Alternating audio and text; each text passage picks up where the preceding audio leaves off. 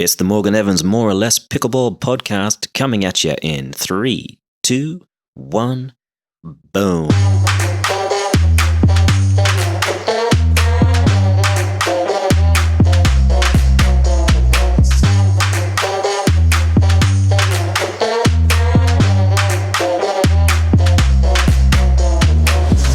Today's guest has been playing the game for almost 30 years. A Washington native with a wealth of knowledge about the game and a good idea of where it's heading.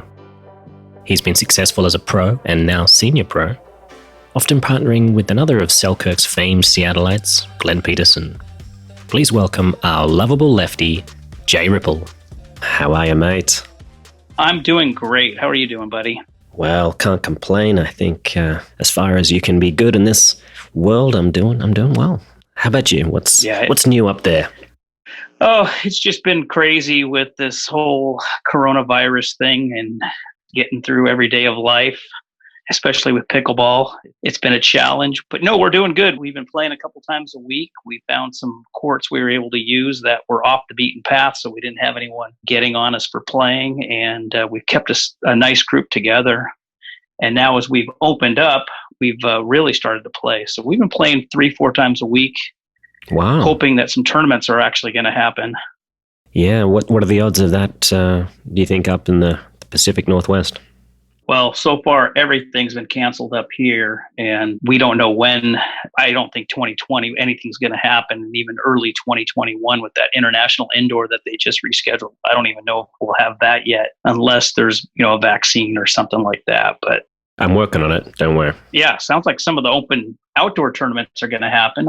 Glenn Peterson and I are scheduled right now to come down for the Newport Beach one in less than 2 weeks. So fingers crossed. Well, I will see you there. That'll be good. Yeah, I'm excited. It seems forever since we've played competitive pickleball. So I'm excited. I'm a little nervous. I'm not going to lie. I haven't really done anything since March. And this will be the first excursion really out of the area. Yeah. I think we're going to quickly see which people have been putting in the work, or which people who have had, are living in states that are a little more open and have been able to play with good competitive players. I agree completely. Because if you haven't been playing, it's hard just to turn it on and become in tournament mode right away. It takes work, and we've been playing a lot of pickleball for the last couple of months and getting ready for this thing. So I'm excited. I really am. Glenn Peterson and I are going to play together. So we've been taking on any and all challengers up here. So Nick Williams, who is also a Selkirk, good friend of ours. We've been playing Nick and a guy named Vegan, who's a good friend of ours. We've been playing the four of us, a weekly match every Saturday. And it's just been battle after battle. Good. And specifically to get us ready for this tournament. So I'm excited. Glenn's playing phenomenal. He's ready to go. I was a little nervous that he might not be able to make it with his wife, Paula, going through her treatments, but he said he's committed to playing. So I'm really excited. Wow, that's awesome. So you've been playing this crazy game since 92, apparently. Yeah, isn't that funny? So wow. I was working out at, it wasn't even 24-hour fitness yet. I don't even remember what the name was. And I came in. Let's say 23-hour fitness, maybe. Yeah, 23-hour fitness. And there was people playing this funny game on carpet. I kept watching it. And finally, I went up and approached this. At the time, he was probably in his 70s. He's this German old guy named Ewald. And some of your listeners probably know him because I know he moved, I want to say either to the desert area or to Arizona. But he was amazing. And he was playing people 20, 30 years younger than him, and no one could beat him. Huh. And I just happened to talk with him one day about it, and he handed me one of his paddles. And way back then, I think the only way you could get a paddle was Mark Friedenberg. Oh, wow. And we started playing, and it was with a Cosm ball, which is this really light white indoor ball on carpet. First time I played it, I was hooked. That was back when there was no tournaments. There was nothing. About the only thing we ever had was Mark Friedenberg ran an indoor tournament on the carpet, and you either had A or open. That was it. Huh. But I played a lot of singles back then, and me and a buddy of mine, because we were both in the financial services, so we were done pretty much at 1 o'clock when the markets closed. We would play singles on that carpet for probably 2 to 3 hours a day for 5 days a week, literally, unless we had something we couldn't make it. That's insane. No one plays that kind of stuff. I don't think Tyson plays that much. No, and that was back when I was I'm in my early 50s. I would say that was probably, 92. I was in my mid to late 20s. So. Oh, okay. Young whippersnapper. I was 10, just so you know. I was 10 years old. It was a lot of fun back there. There just wasn't anything to go do as far as tournaments or anything like that. But it was great exercise and great workout. And then eventually, you start getting injured as you get older. So we had little nagging things. And eventually we had to kind of stop doing it on a regular basis. And then we lost the courts as 24-hour expanded. Went from 3 courts to 2 courts to 1 court. Then the doubles, as the game started getting more and more people, we lost courts and we lost single time. So back then, was singles more of a predominant part of the game, or was it just you two blokes going at it 5 days a week?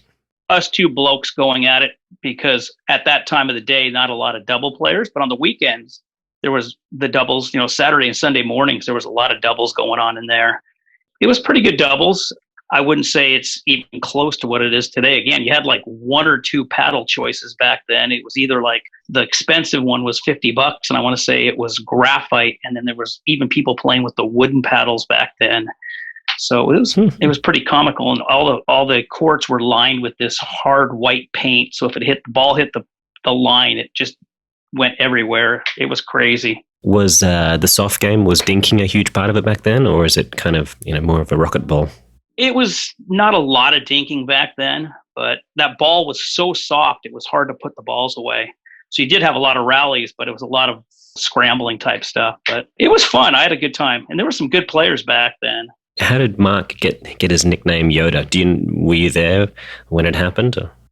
I don't remember how he got it. I just remember always seeing him working out on the elliptical while we were playing, and then we'd try our hardest to get him to come join with us. And at first it was a little bit hard to get him because he was a little bit better than everybody, but eventually we got him to come play with us a little bit. Ah, good. Yeah, he was one of the first guys I ever played with. Yep. Pickleball Central put me in touch with him and Don Pascal up there. Does Don still play? I still see Don every once in a while. I don't know if he's playing as much. He's in the south end of our area. I'm kind of up on the east north side, so I run into him every once in a while. He's a super nice guy. He's still got game. He's recovered from his Achilles thing that he had it. Oh yeah. He blew his Achilles out at I think the first year of the U.S. Open. Yeah, the noise echoed around the grounds. Yep. That was horrible. I felt bad for the guy. Still a very unique style, old Don. Yeah, very unique. Very unique. Possibly the most unique. Who knows? We're going to take a quick break there from Jay for a quick tip from our sponsor.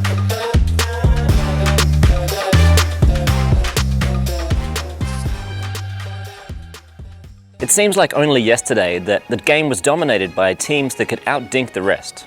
The evolution of the game and the arrival of top-level tennis players gave rise to the age of bangers, and with it, the need to defend against them. The objective of today's topic is how best to neutralize third-shot drives. However, a couple more precise objectives are: test your opponent's movement.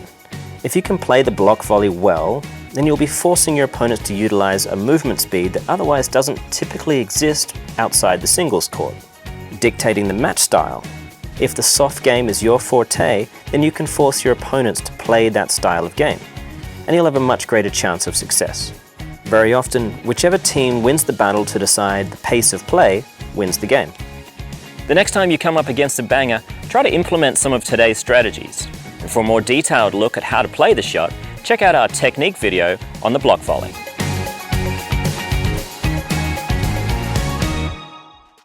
It's borderline genius, that really, isn't it? Okay, back over to Jay. So, I'm curious, obviously you've played for almost 30 years now. How long have you been serving like you serve? You've got, one of, if not the fastest serve in certainly senior men's, if not men's in general. Has this been something you've always kind of pursued, or did you change it? Well, no, I changed it. And the reason I changed it is because in my 40s, I was still playing some singles. And I still remember playing you at Freedom Park in singles, if you remember that. Really? And you had that serve. Yeah, I want to say you beat me like 11-2 or 11-1, or it might even been 11-0, but let's not talk about that. Fair enough. But I remember your snap serve, and I said, I need to get my serve a little bit better because in singles, I had no shot against these 20-year-old, 25-year-olds. And so I just worked on kind of doing that snap a little bit more and to get a little bit more pace on it. And as I went away from singles, I realized in doubles, especially in mixed, if I could get my serve in with that pace and I can place it, I got a lot of free points. And so that's kind of where I've gone with it. So it's hard sometimes when I'm playing with partners I'm not used to playing with, because I always tell them I'm going to miss some serves, but I also tell them I'll get them some easy points. And so like playing with Glenn is super easy. He doesn't care if I make the serve or not. He knows I'm going to make more than I don't. But every once in a while, I kind of have to back it off a little bit to make sure I put it in. But when it's on, it's pretty good. Oh, yeah. But, I've watched your serve quite a bit, and, you have one of the best serves out there too, and if not one of the best.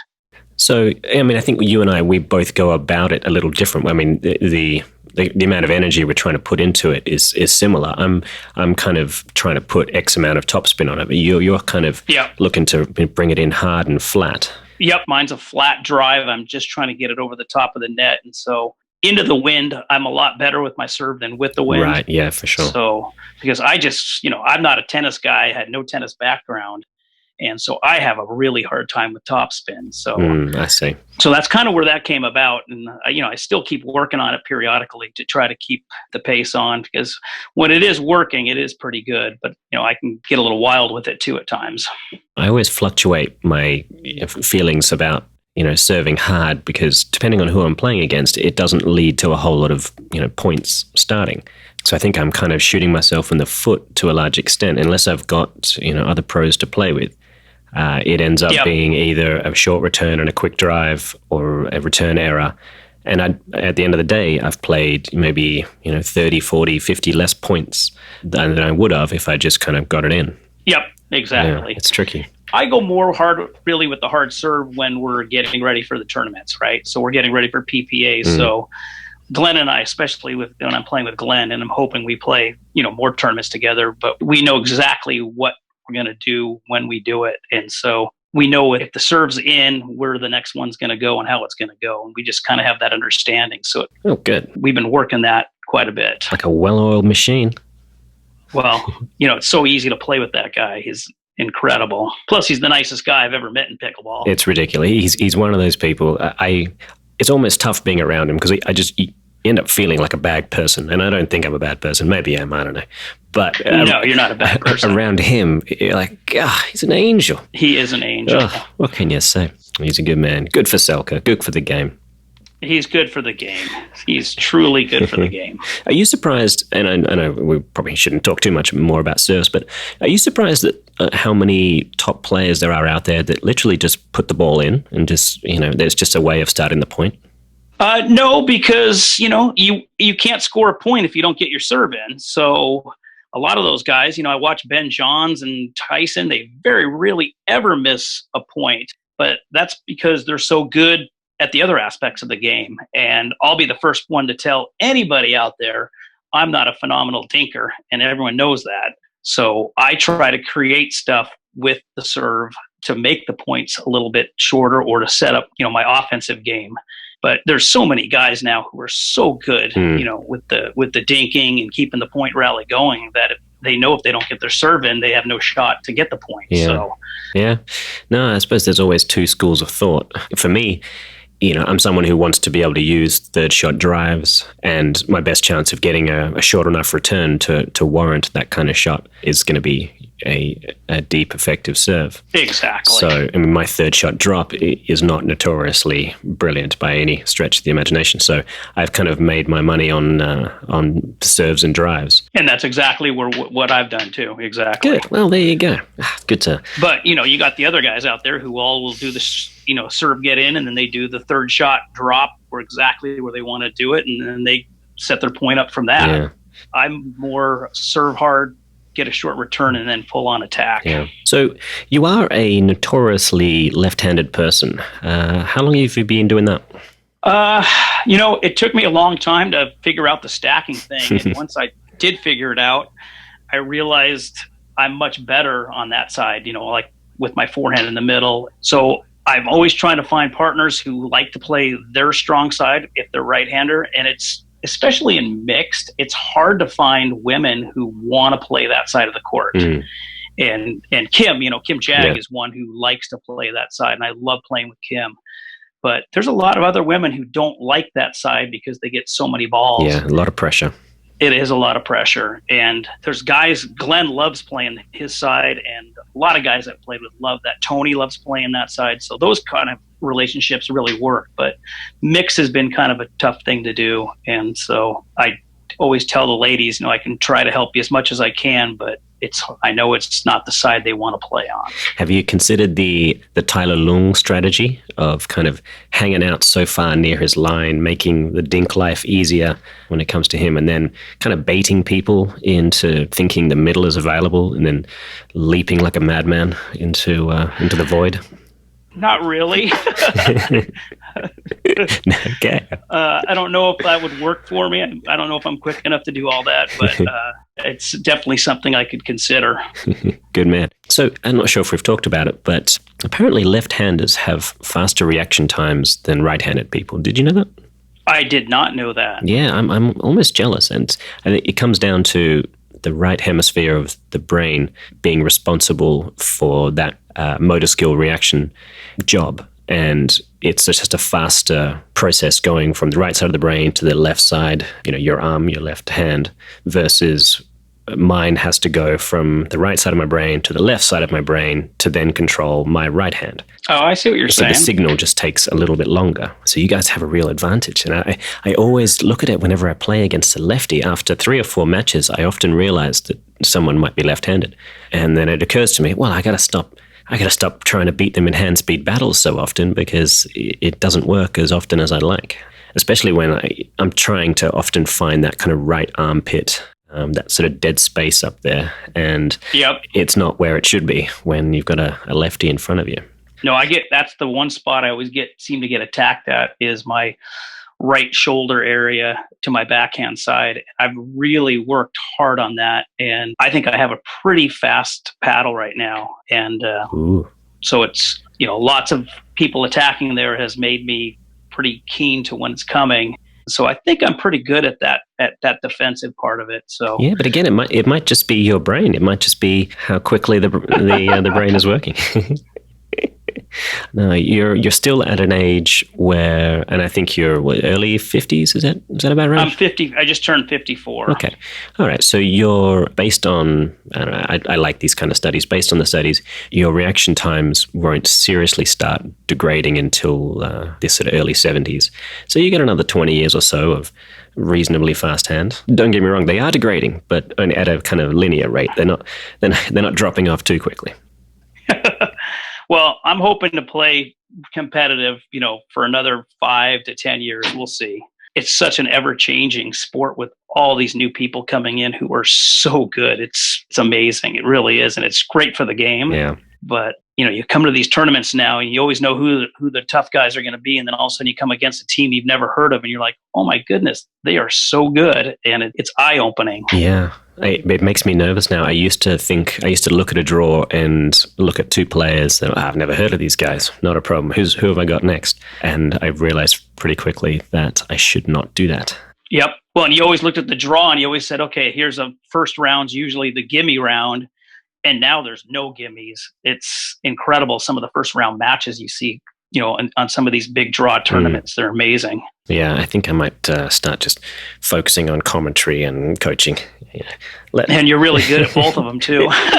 Well, it seems like the playing of the game isn't likely to pay the bills quite as well as it used to. My main job in life then is just to reduce the amount of bills, I guess. I'm doing that too. All right, I'd say it's time to spice things up a notch with another episode of Morgan Evans Lightly Filtered. Pickleball has an increasing identity crisis. What does the sport really want to be? The good old game for one and all, or a professional sport that can attract and hold the attention span of a population without much of an attention span? We're trying to compete in an arena that we can't win. Tennis will always be more athletic, badminton will always be faster, and table tennis will always have more spin. So if we can't compete in those arenas, then why try? Why not try to attract the looky-loos with a part of the game that isn't owned by one of the comparable sports? Dinking is something unique, but is it exciting enough to keep an audience captive? Probably not. Dinking can only really be appreciated by people that play the game. And marketing a sport to its existing competitors is like McDonald's exclusively serving people who own cows. The kinds of things that are exciting, that may indeed attract a wider audience, are things like the Ernie, hitting around the post, fast hand volley exchanges. What if these things were rewarded in a point system that makes the game move faster? What if a shot clock started as soon as your team reached the kitchen? Either attack or be attacked. Either way, it's a recipe for exciting stuff. Imagine this. What if the game didn't exist, and we put people like Ben, Simone, Tyson, Lucy in a room and explained the necessary dimensions of the court, the ball, and the paddle? What would they come up with? I think it's safe to assume the game would look a little different. We live in a world where cornhole has a real chance of beating us to the Olympics. Why? Because it's relatable to the average person with a beer in a backyard. We can't all have a pickleball court in the backyard. So we better figure out how we're going to make it exciting enough to pick up real interest and therefore sponsors. I know, many of you right now will be thinking, the game is growing like wildfire, why change it? Well, it's growing like wildfire not just because of the game itself, but because of the hard work of many, many people to introduce and evolve the game around the world. Let's not rest on our laurels. Let's keep looking for ways to improve the sport. Every tournament, I hear professional players say something along the lines of, it's just pickleball. And I'm telling you, we will only know the game has truly arrived when we don't ever hear the word just. Well, that's arguably compelling stuff there. We better head back to Jay. I am curious, you're in the financial world. I started in financial services back in 1993. And I've kind of taken a little step back here the last year or two and kind of wound some stuff down. But I do still a little consulting with some of my higher end clients and so forth, but not nearly to the level that I was doing. Nice. So is it, shares, security? What sort of game are you in? Most of my business was individual stocks and financial planning, college planning, and all that kind of stuff. I was never a big packaged product, which is the way kind of financial services has gone with all the big firms. So I actually went out on my own back in 98 and did my own thing and was an independent contractor. So I had literally no one, kind of telling me what I need to do. Oh, and then perfect. It's kind of, even that has kind of gone the way because all the liability out there with all the financial products available. So it's just it kind of didn't get as fun as it used to be. Aww. So it was kind of a downer there for a while. So wow, you found pickleball and that. I love pickleball. Pickleball, and I do a few other things on the side. So I'm doing some of that stuff. New business ventures on my own. I haven't got into teaching or anything like that on pickleball, but I'm doing some other stuff. You'd be good. We could do a clinic together. You could teach people how to be left-handed, and I could do the other side. Yeah, everyone kind of gives me crap about my swing and my whole stuff, but I don't know if it's something I want to teach to people. But I love talking to people about pickleball. Perfect. Well, that's why you're here. And I talk to people all the time, and I'm always out promoting it. And I just think it's such a cool game. And I like to think of myself as one of the first people to literally play on a serious level way back then because no one knew what pickleball was. I've been playing it for a long, long time. And Mark Friedenberg way back then used to have these tournaments down at the Seattle. When he moved it it got too big in Bellevue, he moved it down to SeaTac Community Center. We had 3 courts. I think you came there one year, didn't you? Yeah, I think I did. And that was so much fun down there. But you'd start at 8 in the morning, and the finale would be going on at like 2 in the morning. And it was just hilarious back then. The amount of teams he had playing on like 3 courts indoors. It's just night and day compared to today. I wonder if he's listening. Maybe I'll get him on and see if he can recount some tales. He's in town here. I know that because I see stuff on Facebook, but I haven't seen him usually he comes and joins us once in a while. I haven't seen him all summer. And it may be just the COVID is, keeping everyone close to home. Yeah. We used to always get some games every summer with him, and he's always fun to play with and play against. He's another one that's always smiling and having a good time. Yeah, he's still got that kind of step back and slap Yeah, it's a good shot. I remember him sort of pulling me aside once in a while up in Bellevue, telling me, "Yeah, Morgan, you can just build your game around never hitting a backhand. Just focus on every shot being a forehand." And I thought, all right, I'm going to get a couple of other opinions on that, but it seems to work for him.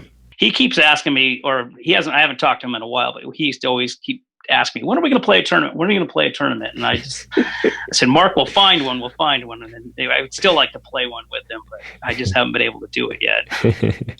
He would do well if he can pull you out. Well, I missed the desert play. I haven't been down there. I had all my desert trips canceled this spring/summer.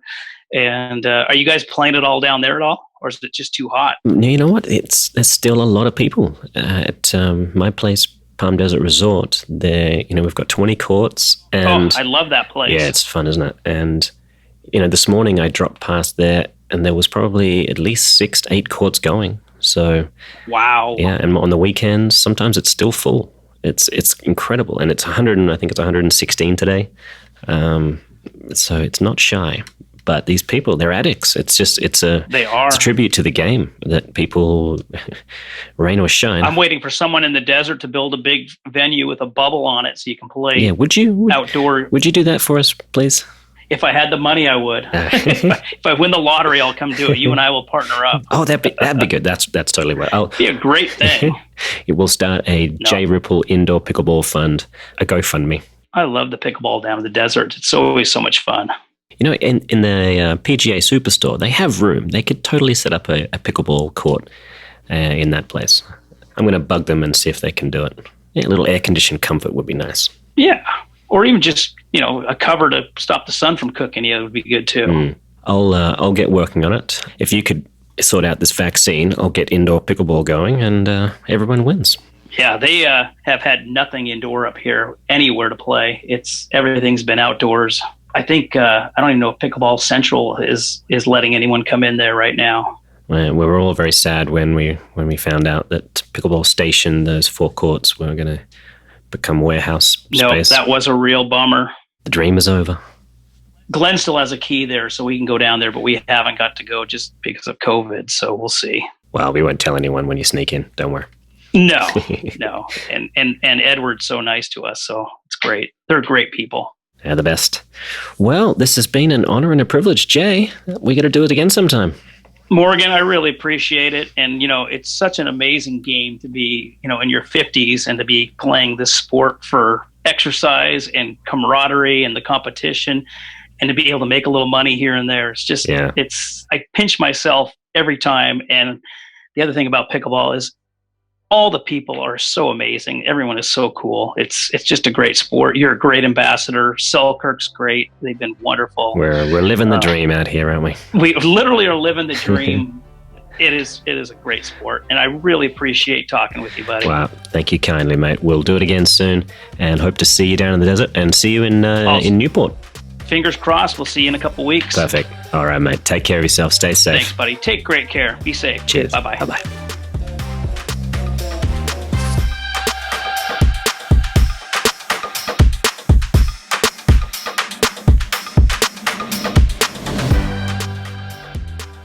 This podcast is powered by Selkirk.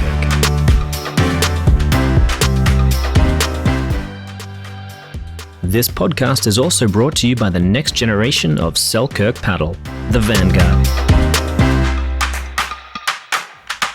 I'm Morgan Evans, and this has been More or Less Pickleball.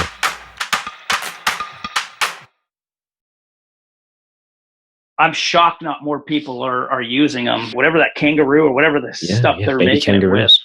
It's totally worth it.